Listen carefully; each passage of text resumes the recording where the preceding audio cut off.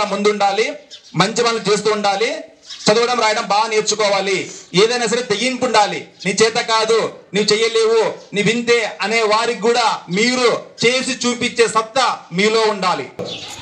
ఆ బస్సులో వెళ్ళినప్పుడు అక్కడ ఉన్నట్టుగా బస్సులో వెనక నుంచి పొగలు వస్తున్నాయి.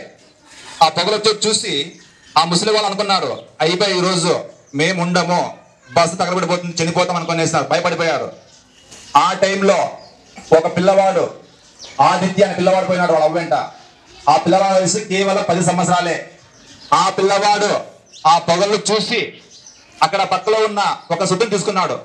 ఆ సుత్తిని తీసుకొని ఒక పెద్ద అద్దాన్ని పగలగొట్టి ఆ ముసలి వాళ్ళ అవ్వలందరినీ బయటికి నెట్టేసి తర్వాత ఆదిత్య కూడా బయటికి దూకేశాడు. కొన్ని నిమిషాల్లోనే ఆ బస్సు దగ్గమని దగ్గర పడిపోయింది, మంటలు వచ్చేసాయి.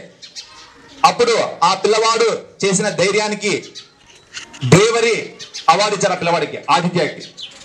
చూడండి, ఆ పిల్లవాడు ధైర్యంతో బస్సు తగిలిపోతుంది భయపడుకోకుండా ఆలోచించి ధైర్యంతో సుత్తి తీసుకొని ఆ విధంగా కిటికీని పలగొట్టి బయటికి పంపడం వల్ల ఆ ముసలవ్వలంతా కూడా షేప్ అయ్యారు.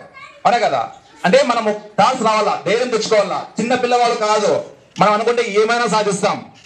లెవెల్లోనే మానసికంగా శారీరకంగా దృఢంగా ఉంచగలిగితే ఆ విధంగా తయారు చేయగలిగితే ఏ ఒక్కరు డ్రాప్అవుట్ కారు, ఏ ఒక్కరు నిరుద్యోగస్తులుగా ఉండరు, ఏ ఒక్కరు కూడా చెడిపోరు, ఏ ఒక్కరు కూడా ఆ సాంఘిక కార్యకలాపాలకు పాల్గొనరు.